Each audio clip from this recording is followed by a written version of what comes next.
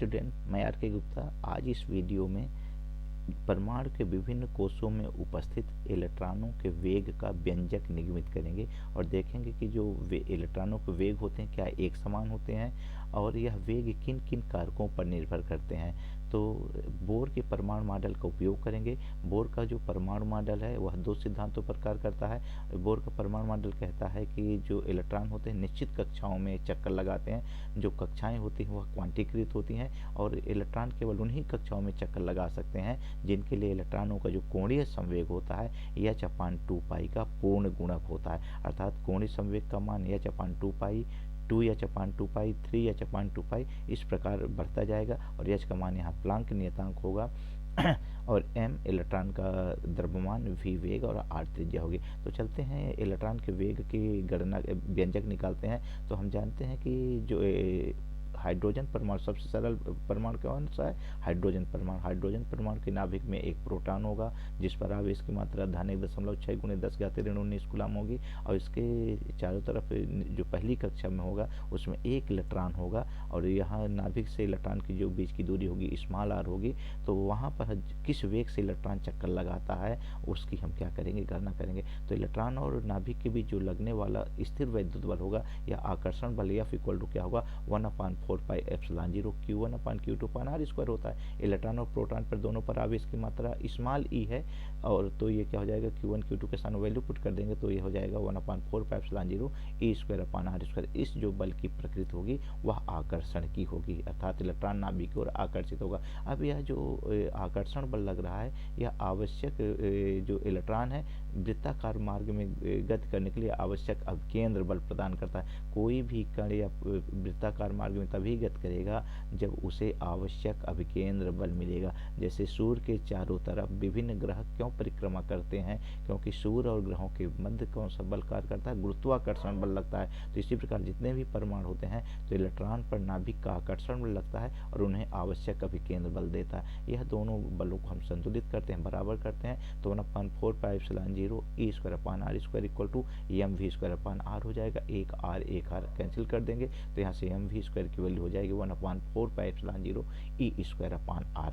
अब जो हमारा बोर का कोणीय संवेग का नियम है या कोणीय संवेग की जो शर्त है वह क्या कहता है कि जो कोणीय संवेग होता है, कोणीय संवेग क्या होता है? L = क्या होता है? r×p है और L = वेक्टर r = r×p। तो L = rp sin थीटा। जो थीटा की वैल्यू होगी इलेक्ट्रॉन और नाभिक की 90 डिग्री हो जाएगी तो r और p आ जाएगा। तो p के स्थान में mv रखेंगे तो क्या हो जाएगा, ये mvr मीन्स mv के से हम किसकी त्रिज्या का गुणा कर दें तो इलेक्ट्रॉनों का कोणीय संवेग मिल जाएगा। और यहाँ nh/2π h क्या होगा? प्लांक नियतांक होगा जिसका मान 6.63 × 10⁻34 जूल सेकंड होता है। यहाँ से r का मान रखते हैं तो r का मान आता है nh/2π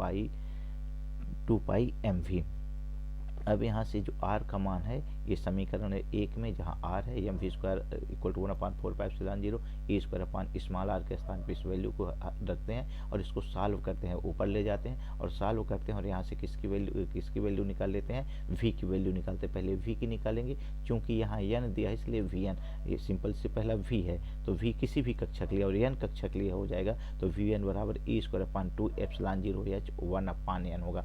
यहाँ पर ये सभी राशि क्या है? नियत राशि है। E इलेक्ट्रॉन का आवेश है 1.6 × 10⁻19 कूलम रखना है। ε0 वायु निर्वात की विद्युतशीलता है, इसका मान 8.854 × 10⁻12 रखना है। कूलम स्क्वायर प्रति न्यूटन प्रति मीटर स्क्वायर रखना है और n का मान 1 2 3 रख करके हम विभिन्न कक्षाओं में उपस्थित इलेक्ट्रॉनों की वेग की गणना करेंगे।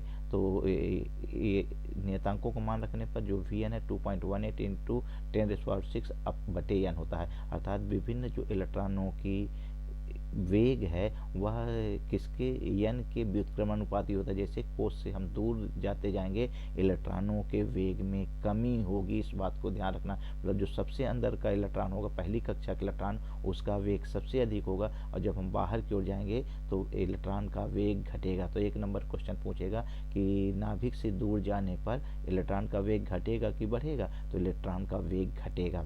अब n का मान 1 रखेंगे तो पहले कक्षा में जो इलेक्ट्रॉन उपस्थित होते हैं उसके लिए वेग क्या होगा, 2.18 गुणे 10⁻6। जब n का मान 2 रखेंगे तो 1.09 गुणे 10⁻6, और यदि n का मान 3 रखेंगे तो 0.73 गुणे 10⁻6। हम देखते हैं, यदि इस टेबल से देखते हैं कि जैसे जैसे हम बाहर की ओर जाते हैं इन इलेक्ट्रॉनों के वेग में कमी होती है। तो इलेक्ट्रॉनों के वेग की गणना के लिए परीक्षा में प्रश्न पूछता है और यह व्यंजक के लिए प्रश्न पूछता है। आशा करता हूँ कि यह वीडियो समझ में आया होगा। यदि ये वीडियो समझना है तो एक बार वीडियो को पुनः देखें और वेग की गणना करना सीखें। धन्यवाद। यदि वीडियो पसंद आई हो तो वीडियो को लाइक करिए, शेयर करिए और एक अच्छा सा कमेंट लिखिए। Thank you.